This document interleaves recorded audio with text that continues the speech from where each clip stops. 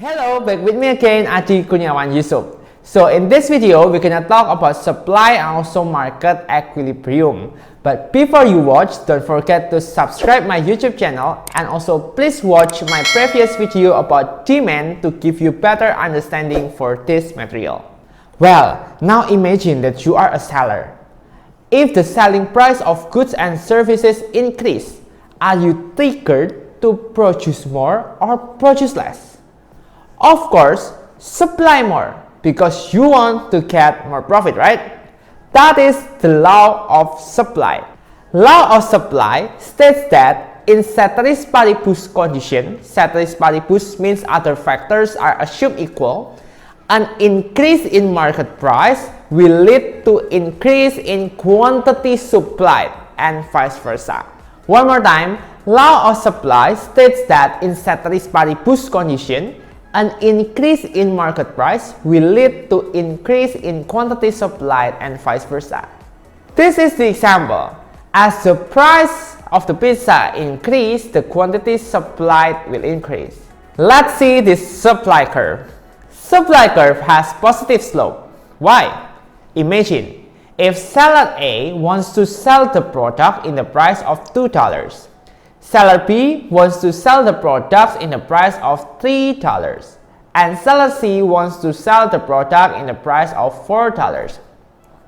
Each seller has different reservation price, or we call as seller reservation price. It is the price in which they want to sell the products. When the market price of the goods is $2, it means only seller A who want to sell the products. But when the price increases into $3, seller A want to sell the product with additional seller B because seller B reservation price is $3. So there will be additional seller who want to sell the products because of additional market price. That's why the supply curve has positive slope. Do you get the idea? Is it easy, right? Now, in this video, do you still remember the difference between change in quantity demanded and also change in demand? Yep, it's the same concept to explain change in quantity supplied and also change in supply. See this graph. There are 3 points, A, B, and C. Movement along A to B is change in quantity supplied. It is along the graph due to the price. But movement between A and also C is change in supply. Price doesn't change, but supply changes. Changes in quantity supplied is caused by change in price, while change in supply is caused by several factors.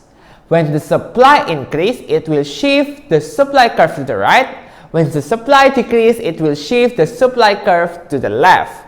Now, what are those factors that affect the supply? First, cost of material. When the cost of material, cost of labor, cost of input decrease, it will increase the supply. It will shift the supply curve to the right. Second is technology. If you could produce a good with a good technology, of course it will reduce the cost of the material, right? As the first point mentioned, if the cost of material decrease, it will increase the supply and shift the supply curve to the right. Third is weather. An improvement in weather, especially for agricultural product, will increase the supply and shift the supply curve to the right. Fourth, number of suppliers. An increase in the number of suppliers, of course, will increase the supply. 5. Expectation. If the seller thinks that they can sell in higher price next week, of course, they will try to hold back the supply right now, then supply more next week. It has been clear now. So you have learned about demand in this video and also supply. As the review, this is the demand schedule and the demand curve of pizza. And this is the supply schedule and supply curve of pizza. When we combine those two curves, we can find the intersection point. We call it as market equilibrium, the point where the demand is equal to the supply. In this picture case, we can find that the market equilibrium quantity is 12,000 slices per day, and the market equilibrium price is $3 per slice.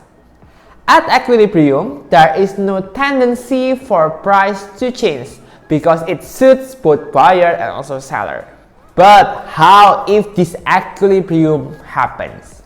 Let's see. When the price is $4.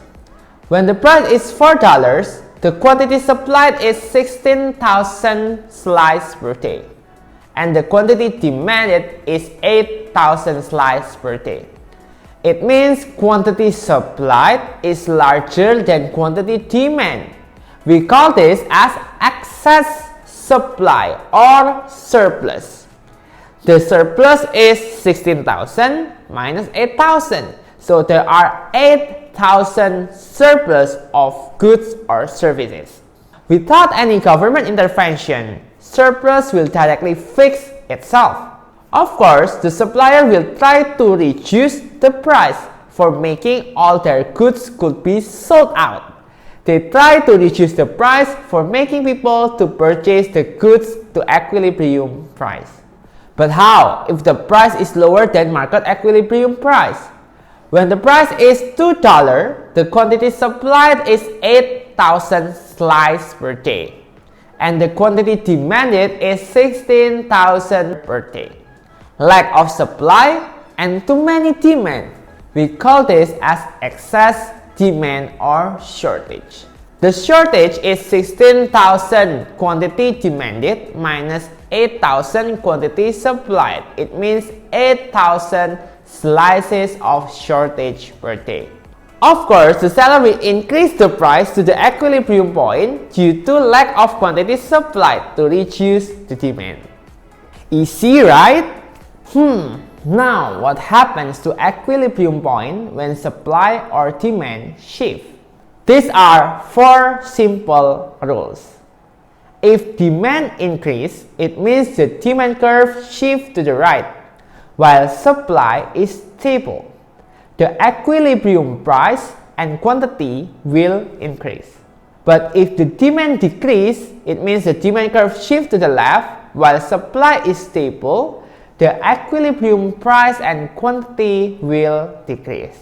If the supply increase, the supply curve shifts to the right while the demand is stable. The equilibrium price will decrease and the equilibrium quantity will increase.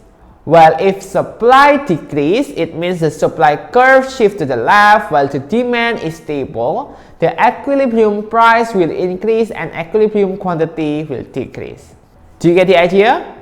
The question is, what happens to equilibrium price and also quantity if both demand and supply curve shift? The answer is that you need to draw first the sketch with the correct assumption on how far the demand curve will shift and how far the supply curve will shift to get the best answer. Is it clear, right? Now, what we can do is that let's try to find out the other real application of demand, supply, and market equilibrium in our real life. See you!